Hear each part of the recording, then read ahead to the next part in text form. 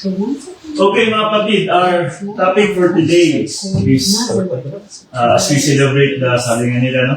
Halloween daw, All Souls Day. All Souls Day, no?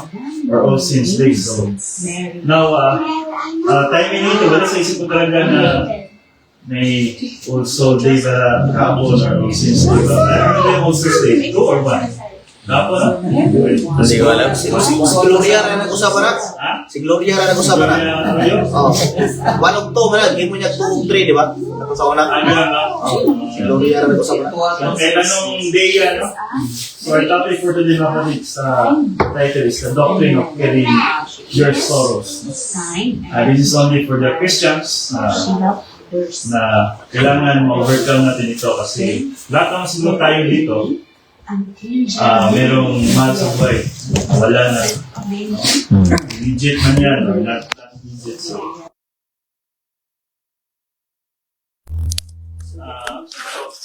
grief.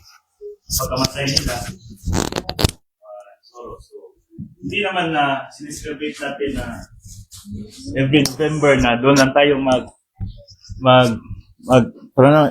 i-remember sila. No? Kasi nga si Jesus Christ, ngayon nga, mag-communion tayo sa pagkamatay ni Jesus Christ. We remember His death, di ba? So, every now and then, we have memories of our loved ones. No? So, and that memories, hindi yan basta-basta na wala sa atin. So, ang sorrow, ang grief, nandyan pa rin yan.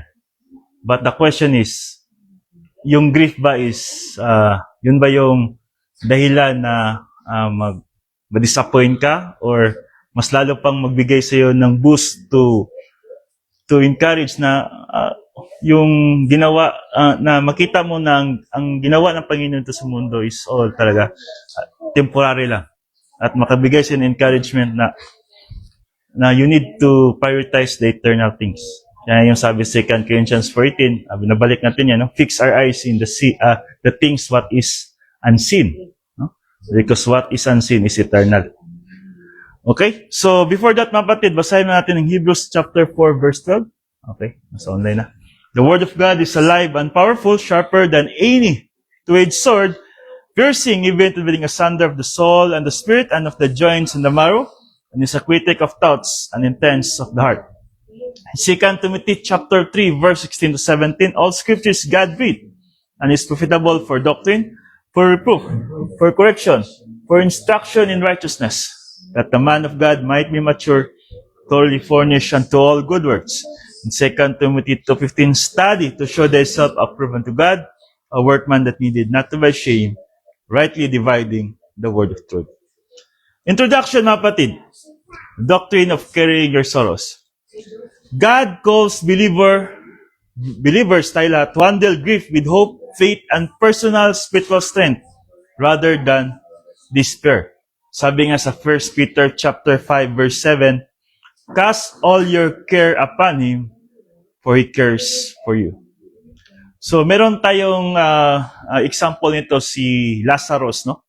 This is a good friend of Jesus Christ, no? Makita natin yan sa John chapter 11 verse 35.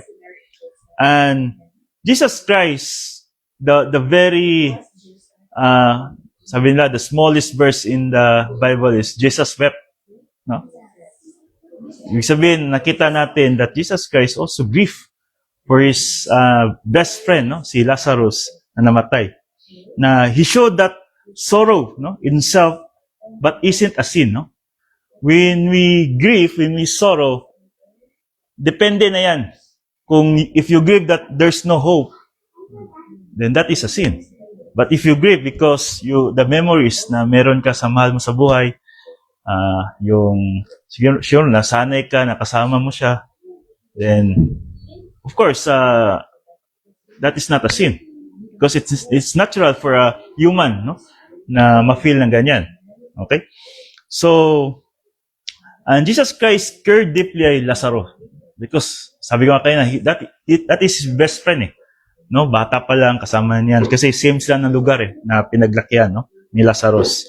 And also si Jesus Christ din with the sisters of Lazarus, no, si Mary at saka si Martha, yan talaga yung mga kasama niya sa kabataan niya. Okay? So, he cared deeply Lazarus, and yet Jesus Christ trusted the plan of God. No? The plan of God. So lahat tayo mapatid, no? We are invited to bring our tears, no? Iyak natin to the same compassionate Savior, no? Same kay Jesus Christ, umiyak din siya. Then, hindi naman, sabi nila, pag umiyak ka, ibig sabihin wala ka ng hope, no? Walang trust, no? Hindi. Kasi, yun nga, sabi ko kayo na part of human nature kasi yan, no? Not in the old sin nature, pero kaya nilikha ng Diyos yung pag-iyak eh. No? There are some umiyak tayo because of overjoy, no? And some sorrow. Kaya nga sabi sa Ecclesiastes, there's time to weep and time to laugh, no? So we sometimes we need to cry, especially when we miss someone, no? Hindi lang dahil na-miss natin yung ex natin, no? Na-miss natin yung mahal natin sa buhay na wala na dito sa mundo, okay? Okay, so sabi nga dito sa John 11, no? Basahin ko na lang, no? Now a man named Lazarus was sick, no? He was from Bethany, the village of Mary and her sister Martha, no? This Mary was brother of Lazarus. Okay? So the sister sent word to Jesus. Oh? And Lord, the one you love is sick, no? This is Lazarus. When he heard this, Jesus said that sickness will not end in death. Okay? No, it is for God's glory, so that God's Son may be glorified. So alam na Jesus Christ, because of the Holy Spirit inside of him, he knows that Lazarus will die, no? But sabi niya, it is for God's glory, so that God's sons may be glorified through it. No? Kasi, ang purpose na sinabihan na si Jesus Christ is baka pagalingin ni Jesus Christ si Lazaro sa kanyang sickness ba? Kasi during that time kasi si Jesus Christ, gumagaling siya ng mata eh, because of the power of the Holy Spirit inside of him, kaya na pagalingin lahat ng sickness. Kaya lahat ng mga tao pumupunta sa kanya. So, nung ni-report sa kanya na yung best friend niya, si Lazarus, is nagkasakit. So, akala nila, pupunta si Jesus Christ agad para pagalingin si Lazarus. Pero, may plano pala ang Diyos doon. Bakit inayaan na mamatay si Lazarus, no? Later, makita natin yan. So, in verse 6, so when he heard that Lazarus was sick, Jesus Christ, he stayed where he was 2 or more days. No? Nang narinig niya na, kasi kung alam mo, dying na yung mahal mo sa buhay, di ba? Punta ka kagad. Kahit nga tayo sa abroad, di ba? Pag magsabi yung, parang hindi na ako tagal, di ba? Gagawa tayo ng paraan na umuwi, no? Pero Jesus Christ, hindi. Sabi niya, kailang, 2 more days muna tayo dito. Kasi alam niyo, mamatay talaga si Lazaro. So, in verse 11, diretso na tayo doon. After he had said this, he went on to tell them, our friend Lazarus has fallen asleep. So, asleep here, mapatid, it means that he already died. No? At ang sabi Jesus Christ, but I am going there to wake him up. Sabi niya sa mga disciple. And his disciples replied, Lord, if he sleeps, he will get better. And Jesus had been speaking of his death. But, wala no? But okay. But his disciples thought he meant natural sleep. Kasi akala nila natulog lang, no? So then he told them plainly, Lazarus is dead. And for your sake, I am glad I was not there. No? So, parang advantage pa na wala si Jesus Christ sa pagkamatay ni Lazaro. No? Parang ikaw magkinig sa ano ba ito? Parang unique ah. Kasi, for your sake, I am glad that I was not there, so that you may believe. But let us go to him. Punta tayo sa kanya. So, talo na tayo sa 25. And, yung papunta na siya, on the way na siya doon sa kang Lazaro. in verse 25, Jesus said to her, I am the resurrection and the life. The one who believes in me will live even though they die. No? It talks about believers. Kahit mamatay man tayo physically, we will live forever with Him. That is eternal life. And whoever lives by believing in me will never die.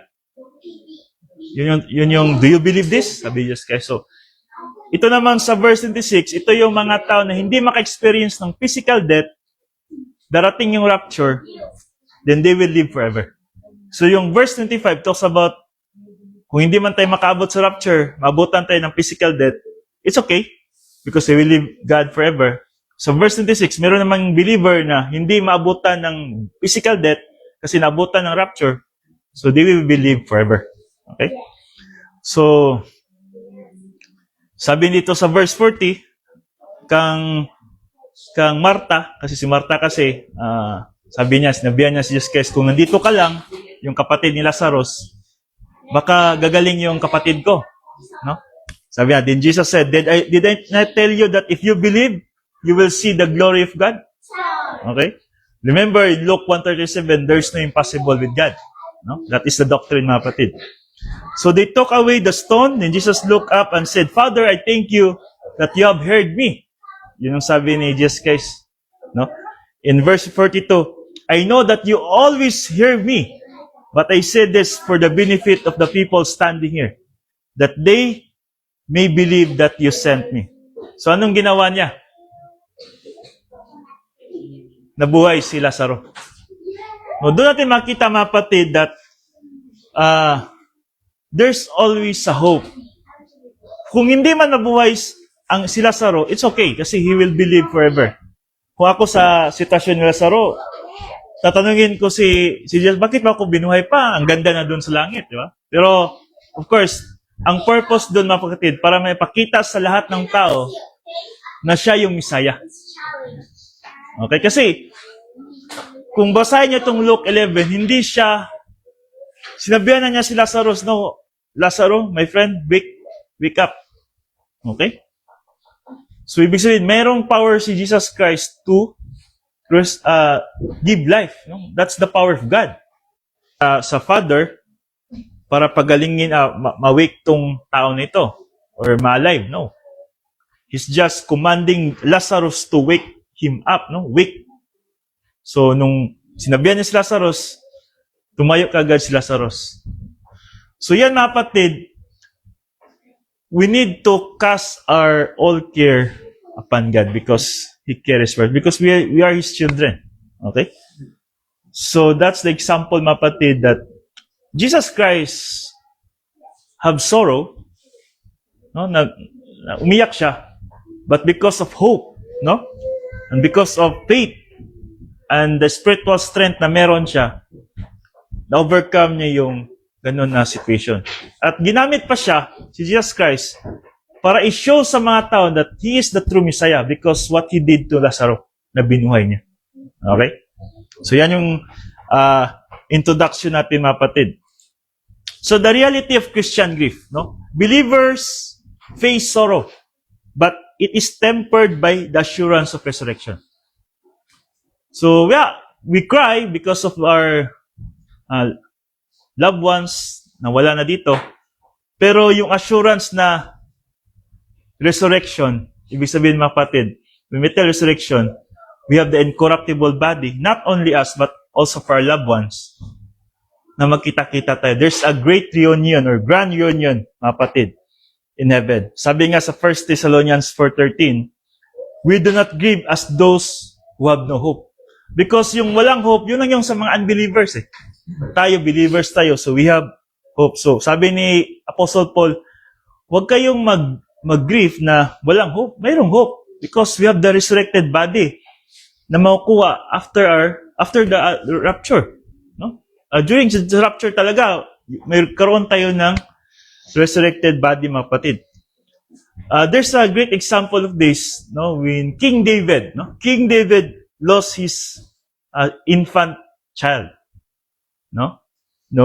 Kasi isa sa dahilan nun is because of the discipline ng Panginoon, because of his disobedience of God because of his immorality na ginawa niya nung kinuha niya si Bathsheba, no? Yung isa sa mga asawa ng tauhan niya na si Uriah. So, makita natin yan sa 2 Samuel chapter 12, verse 16 to 23. So, si King David, yung sakit pa yung anak niya, still in sickness, he fast and wept, no? Nag-fasting talaga siya. And nag-cry talaga siya na sana hindi mamatay yung anak ko. For how many days? Nag-worry na nga yung mga tauhan niya kasi hindi na kumakain. Kasi yan yung devotion ni David. Baka gumaling yung anak niya. Okay? But afterward, mga kapatid, yung anak niya namatay pa rin. No? Namatay pa rin yung anak niya. Yung anak ni Bathsheba. So, yan yung kapatid ni Solomon, no? Yung panganay sana nila. So, when King David heard that, because yun nga, hindi masabi ng mga katulong ba na patay na yung anak niya, pero narinig niya, bigla siyang tumayo, no? He rose, washed, and worshiped God. And David accepted God's will, believing he will see his child again someday. So, yan yung resurrection, no? Na makikita niya yung anak niya someday. Basahin nga natin tong 2 Samuel chapter 12 verse 16 to 23. Sabi dito sa verse 16, no? David pleaded with God for the child. He fasted and spent the nights lying in sackcloth on the ground. And verse 18, sabi dito, on the 7th day, the child died. David's attendants were afraid to tell him that the child was dead, for they thought, while the child was still living, he wouldn't listen to us when we spoke to him. So how can we now tell him that the child is dead? He may do something desperate. So kung buhay pa daw yung anak niya, hindi daw makausap ng maayos si David, hindi nga kumakain. Paano na kaya kung patay na? Di ba? Mas worse yung mangyari. Yun yung naisip sa mga tauhan niya. And David noticed that his attendants were whispering among themselves. And he realized that the child was dead. Sabi niya, is the child dead? He asked. Yes, they replied. He is dead. Then David got up from the ground after he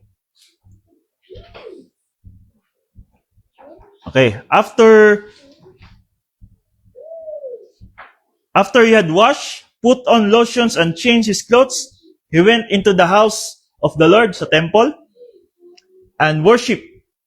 Then he went to his own house, and at his request, they served him food, and he ate.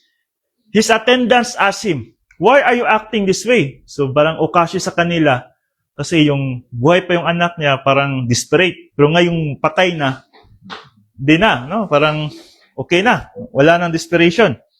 Sabi niya, while the child was alive, you fasted and wept. Sabi ng attendants niya.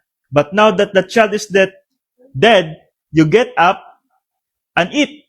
Yung buhay pa yung anak niya, hindi kumakain. Pero ngayong patay na, kumakain na. Gumagana ng kumain. And he answered, King David answered, while the child was still alive, I fast and weep. I thought, who knows? The Lord may gracious to me and let the child alive. But now that he is dead, why should I go on fasting? Can I bring him back again? Sabi, I will go to him, but he will not return to me. No? So sabi na, makikita kami, but hindi na siya balik dito, but yung hope, makikita kami doon. So yan yung doctrine na meron si King David. Na dapat meron din tayo. Na kung mayroon mang mamatay sa atin, mahal natin sa buhay. Yeah, siguro masakit pa, we pray, no? We pray baka sakaling pagalingin ng Panginoon. Pero pag mamatay, then we need to worship more God, no? Pasalamat pa tayo. God, thank you for that. Yun, kasi alam ko magkita pa kami doon sa langit. Kaya matid, i-make sure natin na yung pamilya natin, lalo na yung may sakit, we need to make sure that they are believer. Kasi kung hindi sila believer, then that is wala talagang hope na magkikita kayo doon sa langit. Okay? So that is the reality of Christian grief. Okay? So we pray those someone who are sick, no, especially our immediate family. Pero kung gagamitin ng Panginoon yung pagkakataon na yon na kunin siya, then we need to faith more in God, no? Ibig sabihin, like David, mapatid, na nung nawala na yung anak niya, mas lalo siyang nag-grow, mas lalo siyang tumibay sa faith. Kasi kung ibang tao yan, kini-question yung Panginoon. Ano, yung nag-pray ako, nag-fasting ako, night and day, pero wala pa rin. So I think God is not a true God, parang gano'n, di ba? But look at King David, no? So doon natin, kaya si King David, mapatid, isa siya sa mga tinatawag na, though marami siya nagawang kasalanan, pero isa siya sa mga tinatawag nating mga heroes of faith talaga. Na lalo na yung pagkatalo ni Goliath, di ba? Walang kahit nga si King Saul during that time, takot ng Goliath, pero siya, grabe. No? Bata pa siya. Tinalo niya si Goliath. Kaya yung faith ni King David, yun talagang nagdala sa kanya for victory talaga. In wars, in his family, di ba? Though yung last niya sa flesh, minsan weak siya diyan. Pero dahil sa faith niya, yun pa rin, natawag pa rin siyang heroes of faith, no? So lahat naman siguro ng believers merong mga weakness, no? Merong mga kasalanan na gawa. Pero sabi nga Jesus Christ, no, the sins was already paid, no? It is finished. So the sin is not the issue anymore why we go to hell, no? The issue is, are you believing Jesus Christ, Lord and Savior? So that is the reality, mga kapatid. So, the sorrow as a personal burden for God, no? We should not impose our sorrow on others. Our grief must lead to compassion, not bitterness. In Psalm chapter 34, verse 18, the Lord is near to the broken-hearted. Okay? So, there's an example of this, Hannah's grief over her barrenness. Si Hannah, hindi siya magkaanak. Okay? And was deep, no? Yet, she poured out her soul to the Lord privately in prayer. And God comforted her and later blessed her with Prophet Samuel. Si Prophet Samuel. Si Prophet Samuel, siya yung yung sa oil kang King David, no? Siya yung ginamit ng Panginoon. So, her sorrow ni Hannah drew her closer to God, not against others. So, mapatid, if we are in the time of sorrow, we need to go to God, not on other person. No? Kasi nga, mapatid, God is perfect, eh. God is omnipotence. So, sa Kanya natin, yung sorrow na na-feel natin ngayon, sa Kanya natin yan communicate, no? I-relay, not in other person. Minsan kasi, mga tao, pag nasa grief, time of grief, pupunta sa ibang tao, no? Minsan, hanap ng comfort, iba na pumunta. Kamare. Pare, no? So, which is, wala kang makuha doon na tamang comfort, no? Or compassion. But only God, yung totoong compassion talaga. Minsan, pagdating, inuman na yan. Kasi, yun yung sabi nila yung soul eh. So, sorrow as a personal burden before God, not to other person, mapatid. So, purpose in continuing life, no? God still has a mission for the living. Life must go on in the will of God. Sabi nga sa 2 Corinthians 5:8, absent from the body and present with the Lord. Look at the life of Stephen, no? Yung martyrdom Stephen. No? When he's still alive, lahat talaga, binigay niya sa Panginoon. No, hindi siya takot na mamatay para sa Panginoon. But, yung parating na yung kamatayan niya, nakita ni Jesus Christ sa heaven, the heaven was open, sabi niya, excited na ako umuwi. No? Yun yung sabi ni Stephen sa kanya. Mabasa natin yan sa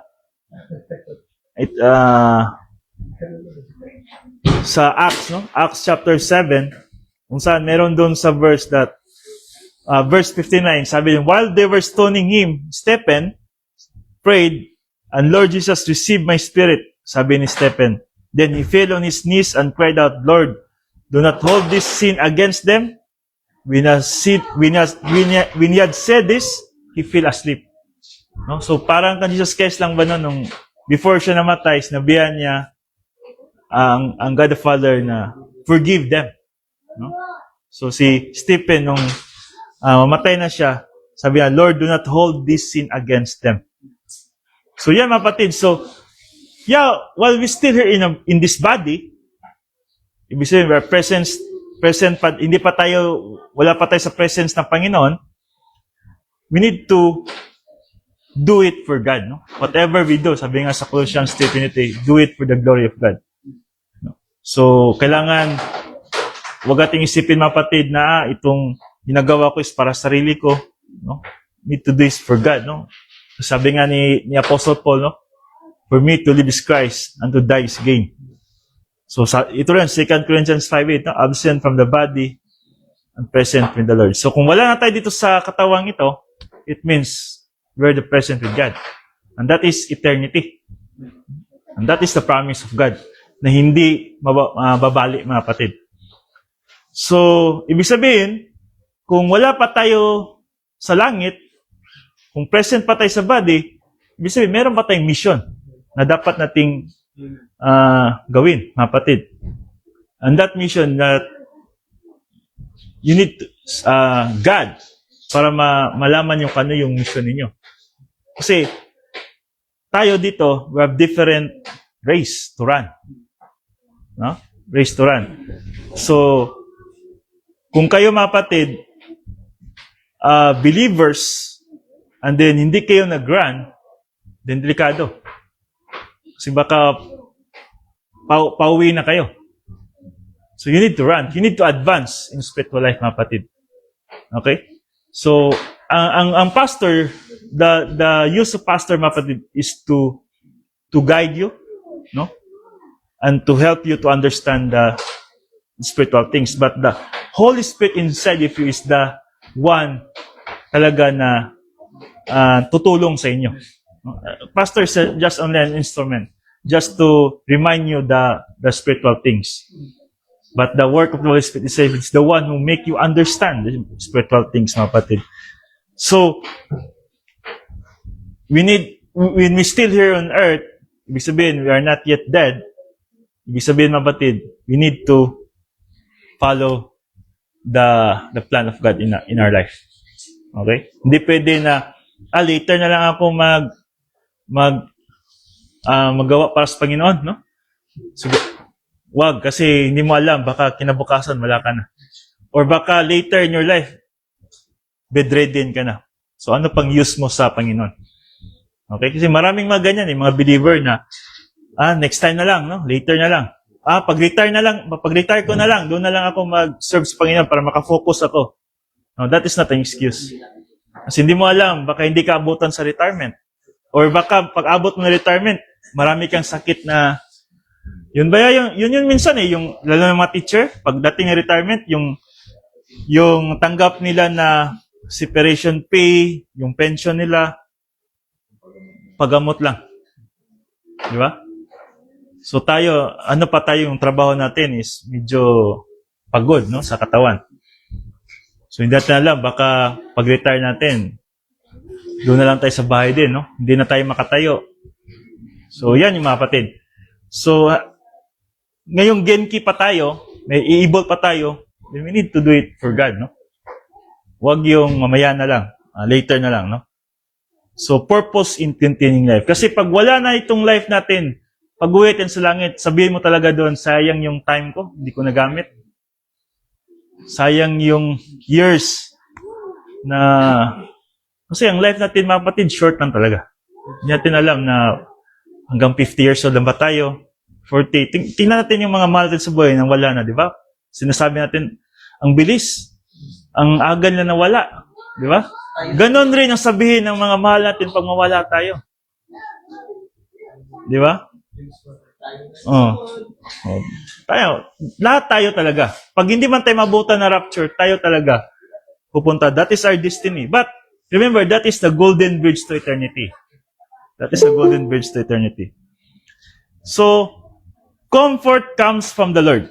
No, true comfort comes from Bible doctrine, not people dependent. So, same ito kanina, no? If you have the Word of God, then that is the true comfort.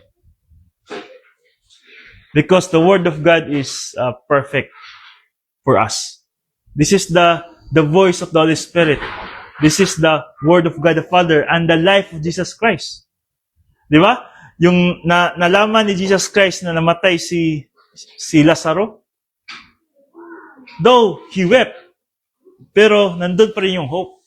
Kasi alam niya na in the future, may purpose ang lahat. At yun na nga, binuhay niya ulit si Lazaro. Pero hindi na, yung pagkabuhay ni Lazaro, yan yung parang, hindi yon eternal, no? Kasi namatay man ulit si Lazaro after yung binuhay niya. Mga ilang years din, namatay rin ulit si Lazaro. So, hindi yun siya resurrected body. Hindi katulad sa atin, pag mamatay tayo, pagka-rapture, resurrected na, hindi na, wala ng pain, wala ng death. Sabi nga doon sa, where is your sting, di ba? O death. Kasi nga, when we are resurrected, there's no death anymore. That is a promise of God, mga kapatid.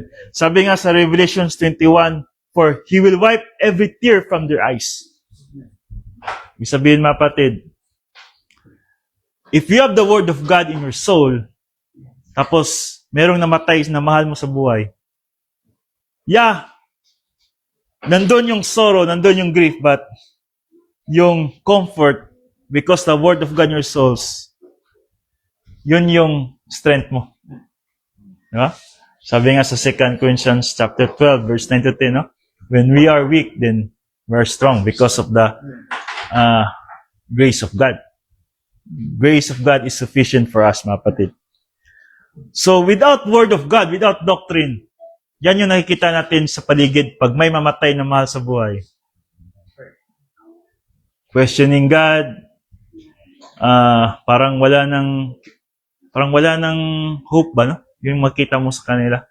But if a believer at may Word of God, pag may matay sa harapan niya, nandun yung memories, yung sakit, yung grief sa pagkawala, pero yung hope, hindi mo wala.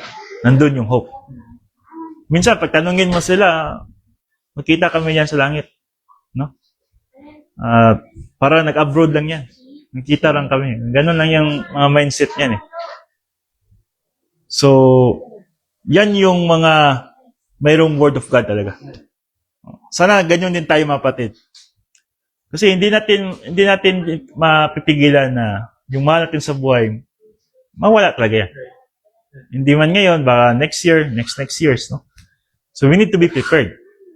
At kailangan din natin i-prepared sila, kasi kung tayo rin mawala, kung hindi sila prepared, kawawa rin sila. Kaya we need to teach them also. That is our responsibility as, of course, as a father, as a husband, no? Mayroon tayong alam sa doktrina, we need to share this. No? Hindi lang, sige lang, sige lang, mahal. Mayroon naman ako insurance. Hindi isolve yung insurance para ma-overcome yung sadness. Kasi, sabi nila, isang araw lang iyak lang daw yung asawa pag may insurance siya kasi malaki mo kuha sa insurance. No, hindi. Only the Word of God, mapatid, can overcome the sorrow. No? Malaking tulong yung insurance siguro sa mga gastos through yung emotion ba? Hindi. No? Lalo na't mahal mo talaga, no? Mahal mo talaga yung isang tao na nawala. So, best example of this is si Job, no? After losing everything, no? Everything, yung anak niya, kahit yung business niya, kahit yung nagkaroon siya ng sakit, no? Yung skin disease pala, no? Skin disease. Ang sagot niya is, the Lord give and the Lord has taken away. Blessed is the name of the Lord. Yan yung sa Job chapter 1 verse 21. Yung comfort niya, mga kapatid, didn't come from his friends, Kasi yung friends pa, parang kinwestiyon pa siya, bakit nangyari ito sa'yo? Baka may nagawa kang kasalanan. Oo. Baka may nagawa kang hindi ka nais-nais sa Panginoon. Bakit nangyari ito sa'yo? Kinwestiyon pa nila si Job. Pero si Job, sabi na, but from renewed faith in God's sovereignty. Umipila pa nga si Job niya, hindi, wala akong nagawang kasalanan. No? So, kung dependent ka sa ibang tao, mas lalo kang ma-stress. Kasi sabihin na, may nagawa kang kasalanan kaya nangyari sa yan. No? But if you have the Word of God in your soul, and you are dependent in the Word of God in your soul, then that is the comfort. No? That is the true comfort. So, pagdating nun, yun din sabihin mo, same kang Job, no? God give it, and God will take it away. No? Blessed is the name of the Lord. So, namatay man yung mahal mo sa buhay, yun na yung response mo. Hindi na yun, bakit nangyari ito? No, ano ba nangyari? Hindi na ganyan. No? So, God, bakit nangyari ito? Bakit inalaw mo ito? Yan kasi yung common na question ng mga unbelievers. So, kung yan din ang question mo, so anong pagkaiba mo sa kanila? Yeah? If you are true believers, iba yung response mo. God, thank you for this opportunity na naranasan ko itong grief na ito, naranasan ko itong sorrow na ito. Just like Job. So, God give it, and God will take it away. So, you are prepared. You are prepared for what happened to your family or what happened to yourself. Okay? So, there's always the right timing of grief, no? Grieving is appropriate, but it must not become permanent or controlling. Sabi ko nga kanina, sorrow or grief is natural yan sa tao. Kasi may memories tayo Hindi naman tayo hayop na walang memories, no? Pag mamatay yung anak niya, yung minsan nga, yung hayop, di ba? Pag mamatay, pag kinuha yung mga anak niya, yung mga itlog, di ba? Minsan, gagalit pa yan. O later, wala na. Hindi na niya. Malimutan na niya yan. Diba? Tayong tao, nilikha tayong image of God, meron tayong mentality. So, meron tayong memories. So, part of our memories, so someone died, our family, then there's a grief talaga yan. Ito nga, Ecclesiastes chapter 3, verse 4, a time to weep and a time to laugh. So, remember the life of Naomi, one of the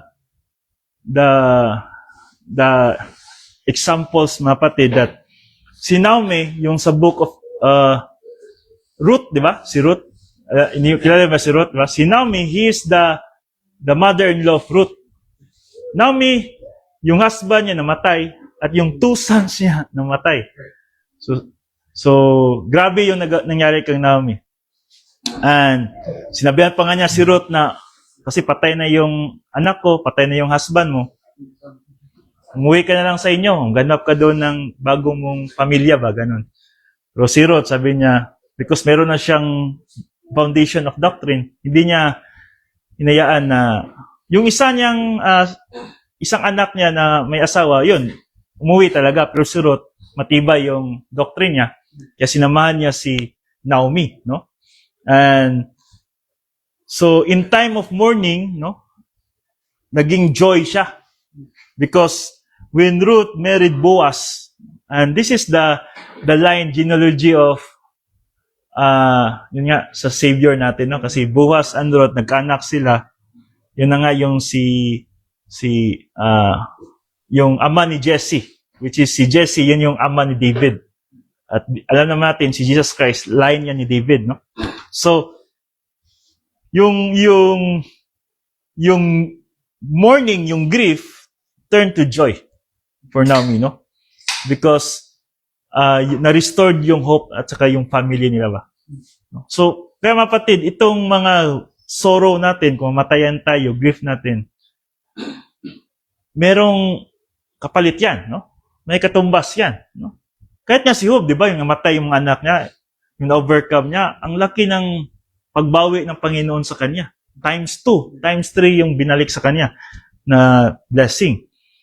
So, there's always a time to weep. So, yeah, it's normal na umiyak tayo for our loved ones who died, but that is not the end, no? Because there's always time to laugh. Ibig sabihin, there's always a blessing na makuha natin sa Panginoon. So the question is, paano mo ma-overcome yung grief na yon na ma-turn siya into joy, ma-turn siya into a blessing? Okay?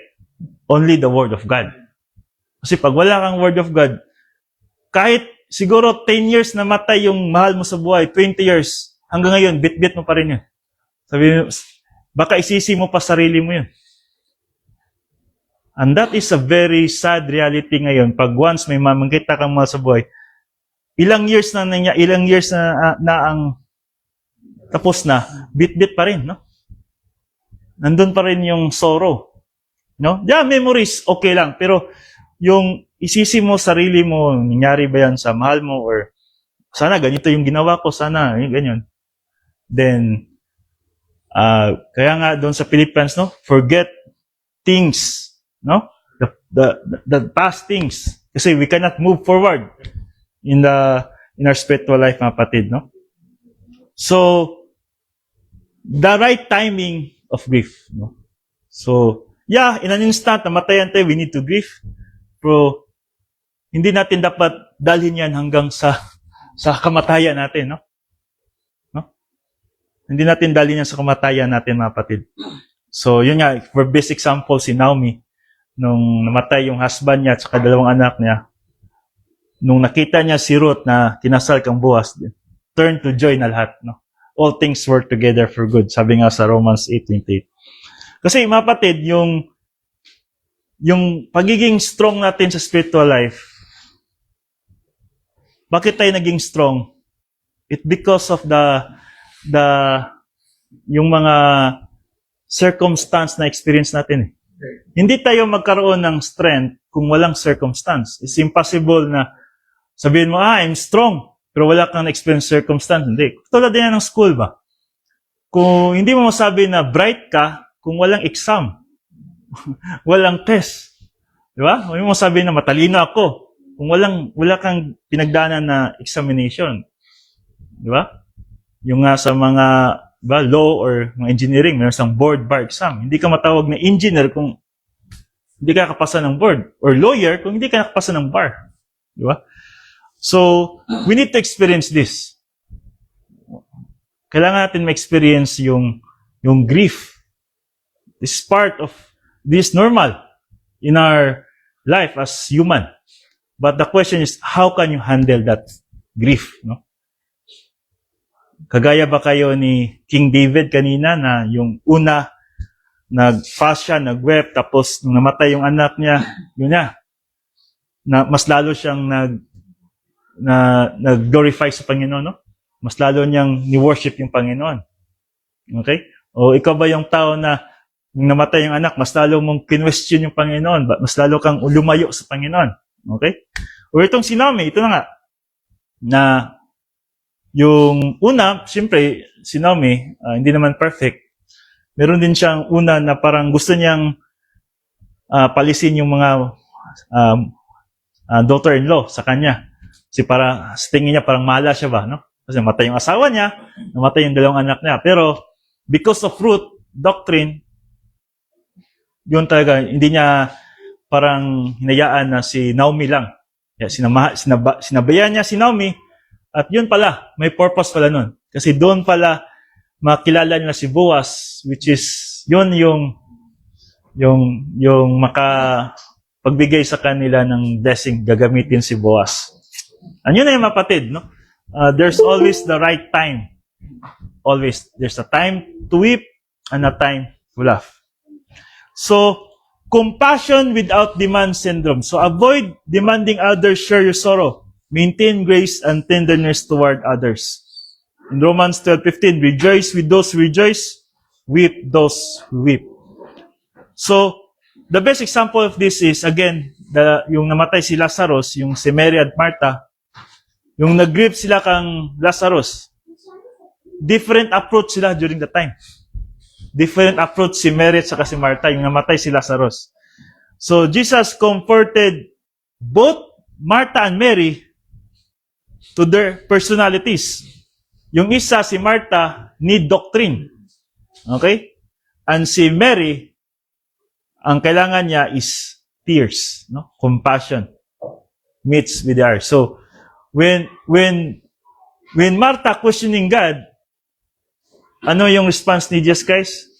I am the resurrection, no? Then I will give life. When Mary tears, crying, Jesus Christ, ano response niya? Wept. No? Wept. So kung merong tao na umiyak dyan because of grief, then, yeah, kung tingin natin that we need to comfort him, sometimes we need also to cry for them. No? To cry for them. Hindi kasi ibig sabihin na, umiyak rin, ibig sabihin na wala ng hope. No? Hindi naman. Yung pag-iyak is wala ng hope. Sabi ko nga kanina, that is part of nature, human, na kaya nga binigyan tayo ng mata para iluluha natin yung tubig sa mata. Di ba? So that is part, mga kapatid. No? Pero, nagdepende na lang yan kung ano yung approach. No? Kasi, kung mayroong mamatayan dyan, tapos yung isa is, example na to, advanced believer, then ang response niya sa nangyari sa buhay niya is positive. Then alangan naman ang response mo rin is iyak ka rin. Di ba? Sabi niya, bakit ikaw pang miyak na ako, di ba? Pero kung may isa diyan na believer na weak, tapos umiyak, then you need to comfort him with maybe tears also. Lalo na siguro kakilala niya yan or magkasama kayo niyan. So yan yung response ni Jesus Christ in two different situations, no? Yung namatay si Lazarus, si Mary, yung response ni Jesus Christ kang Mary is tears.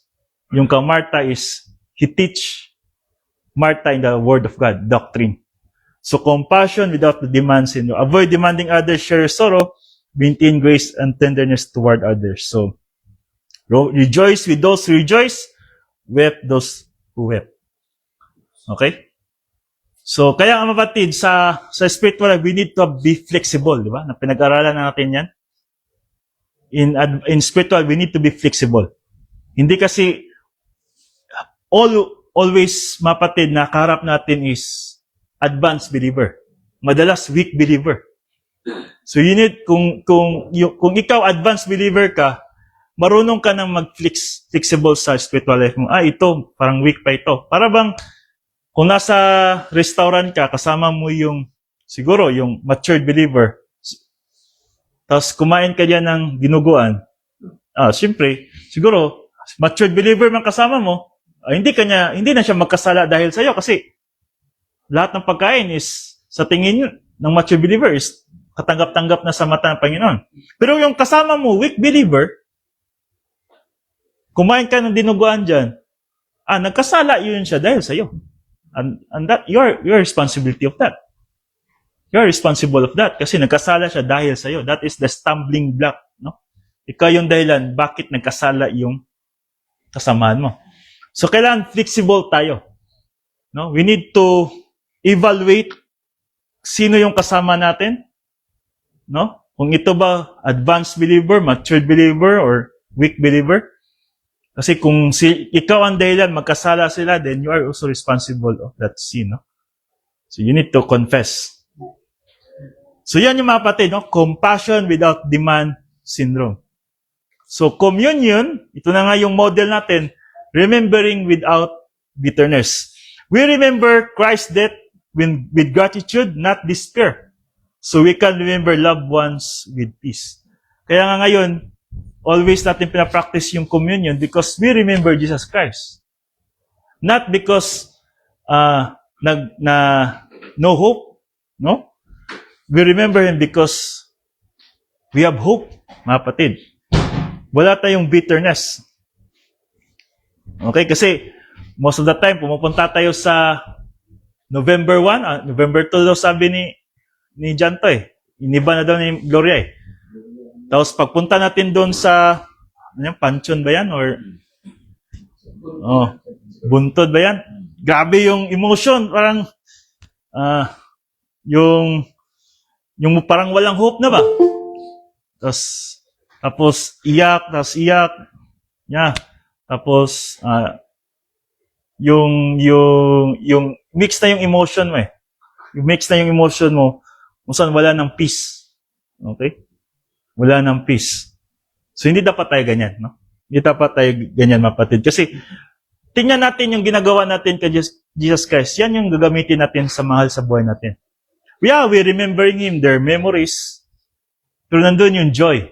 No? Pag once uminom tayo, kumain tayo ng bread, uminom tayo, we appreciate what Christ did on the cross. So yung loved ones sa matay natin, we appreciate what they did for us. Nung buhay pa sila. Hindi yung, sana nandito ka pa, ganyan. No? Sana kasama pa kita. Hindi ganyan. No? That is not the approach na kailangan ng isang believer. No, kung ganito lang sana ginawa ko, sana buhay ka pa. No, ganyan. Sinisisi mo pa yung sarili mo. No? Baka madamay pa yung ibang tao. No, so yan yung mahirap, no? So ngayon nga kahapon ba 'yon na maraming tao sa sementeryo, di ba? Iba-iba yung emotion doon, no? Meron nang ginagamit na lang yung ganun para lang reunion sa mga pamilya, no? Magkita-kita. Na iba, ginagamit na lang yun para, lalo na pag busy yung mga tao, mag-inuman. Di ba? Pero, iba-iba yung emotion, pero kailangan, as a believer, mapatid, we need to stick. No? Stick of God. We remember our loved ones, same, we remember Jesus Christ. Okay? We remember them, because of what they did. The good, the positive na ginawa nila sa buhay natin. Okay? Hindi madaling limutin, no? Ano ba yung sa Tagalog? Tama ba yung limutin or limutan? Makalimutan yung nagawa nila para sa iyo, lalo na siguro kung for how many years mo silang kasama, tinulungan ka talaga hanggang bata, hanggang lumaki ka. So hindi madaling kalimutan 'yan.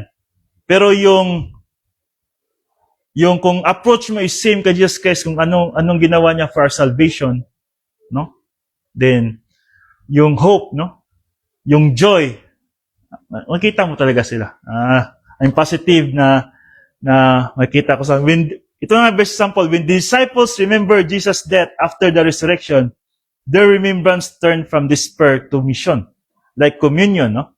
Remembrance should bring gratitude and renewed purpose, not gloom. So, yung namatay si Jesus Christ, and they remember Jesus Christ's death, naging mission na nila na si Jesus Christ ang magiging front ng kanilang mission sa buhay. Okay? Siya na yung mission nila. So, pwede rin pala mangyari, mabatid, yung mahal natin sa buhay na matay, pwede natin gamitin sila na best example sa mga taong siguro namatay sila dahil sa sakit na ganito, cancer.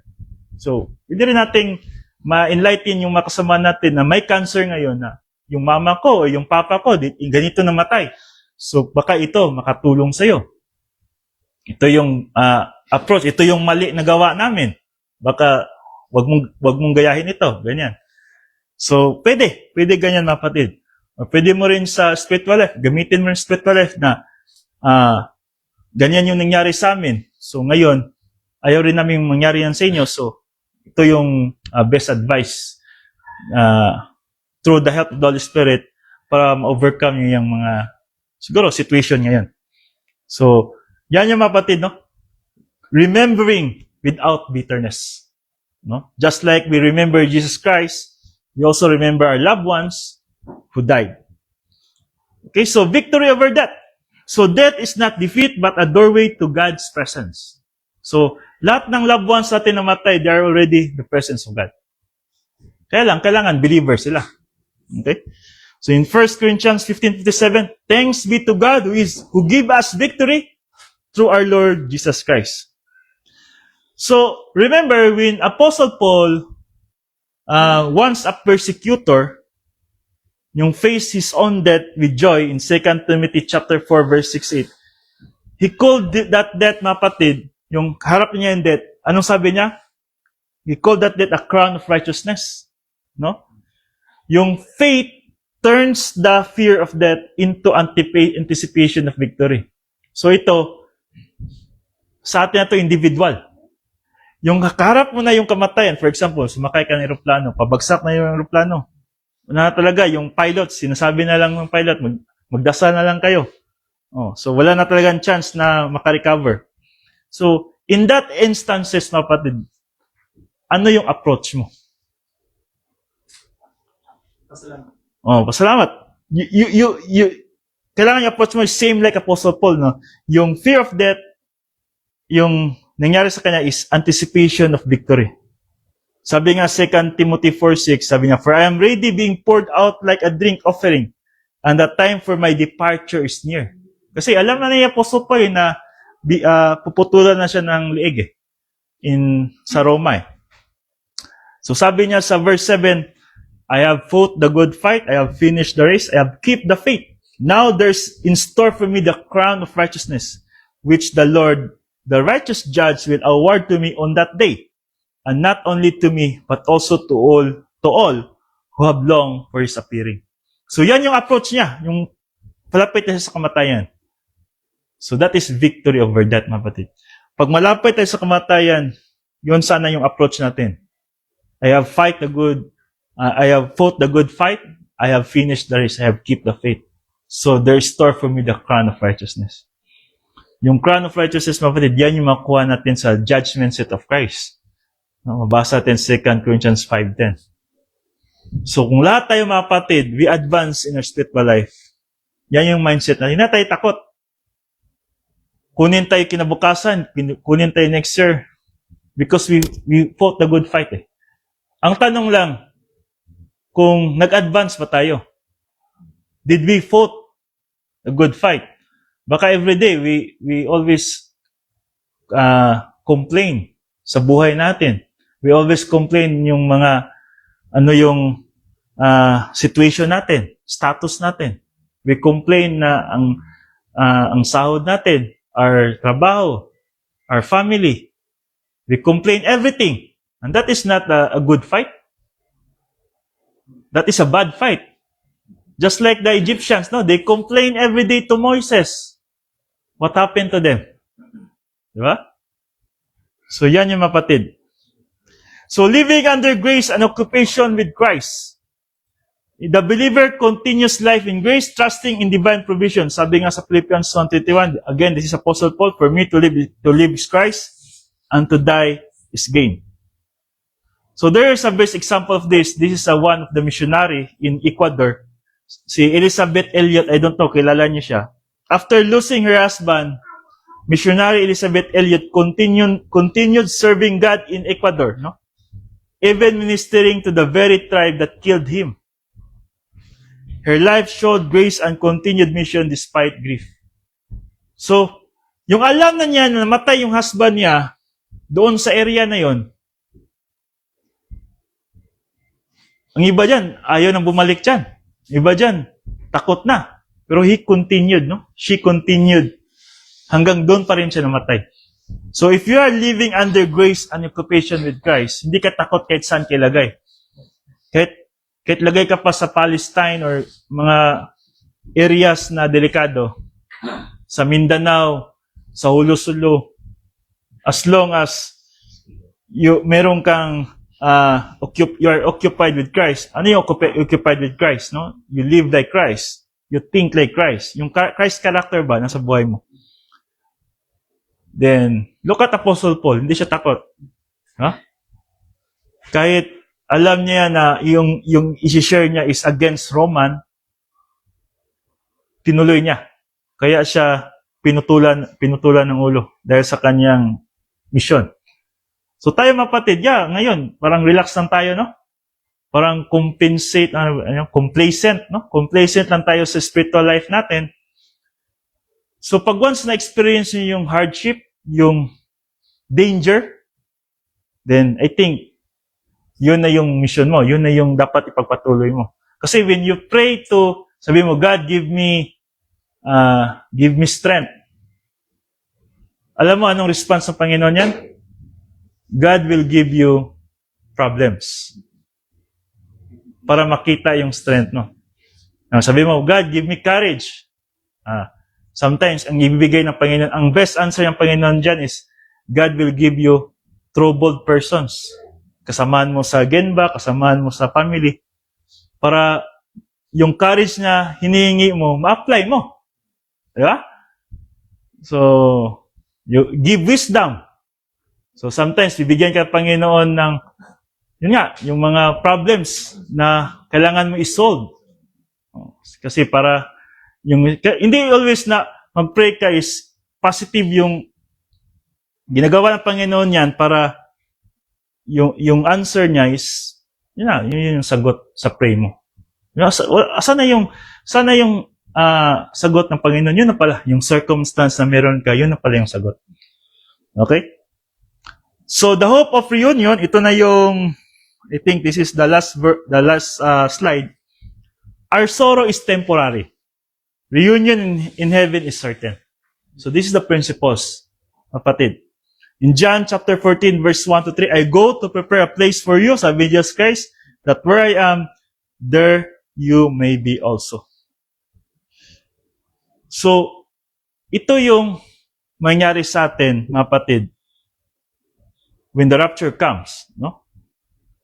Or mamatay man tayo physical, a place that God, Jesus Christ, prepared for us. Yung mahal natin sa buhay, nandun na. If they're a believer, nandun na sila. So, kung mamatayan man tayo ngayon, or namatayan na tayo, that sorrow is temporary. To remember, mga kapatid, the reunion in heaven is certain. Though hindi na tayo same siguro ng status of, katulad na ni Sister Rona, hindi ko na siya asawa. Baka sabihin niya, yukata. Baka sabihin niya, at lang. Baka sabihin niya, yukata, no. We are brothers and sisters there, no? Pero yung memories natin dito sa mundo, yung mga good memories, nakastore pa rin yan. Kasi the mentality, ang soul natin kasi, composed of mentality, volition, emotion, consciousness, and self-consciousness. Uwi kasi yan with spirit. Kasi dati kasi, yung mamatay yung tao sa Old Testament, yung soul pupunta sa Abraham's bosom, yung spirit, doon sa Father. Ngayon, isa na. Katulad ng kan Jesus Christ, His resurrected body, His soul, and His spirit, nasa langit na. Siya yung first fruit . So, kung anong nangyari kan Jesus Christ, yun din nangyari sa atin. With incorruptible body, with soul and spirit, uwi tayo doon sa langit. So that is the grand reunion. At iba yung reunion doon sa reunion dito. Kasi dito, siguro makita lang once a year, siguro bihira lang. Doon, every day, reunion tayo. At ng kagandahan mga kapatid, wala na tayong isipin na mag-usap tayo na kamusta na yung bansa natin, yung leader natin, ganyan. Hindi na ganyan yung pinag-usapan natin. No? Always God na. No? His word of God na. So the conclusion, kapatid, for our topic for today about doctrine of sorrow, from sorrow to joy. Grief is personal but not hopeless. The believer remembers loved ones with peace and hope.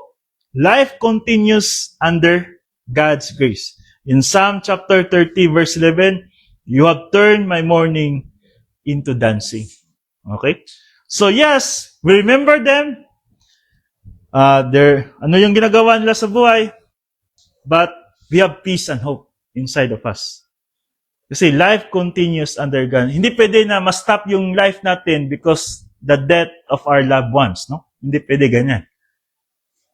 We need to continue. Of course, you need to follow the protocol plan of God.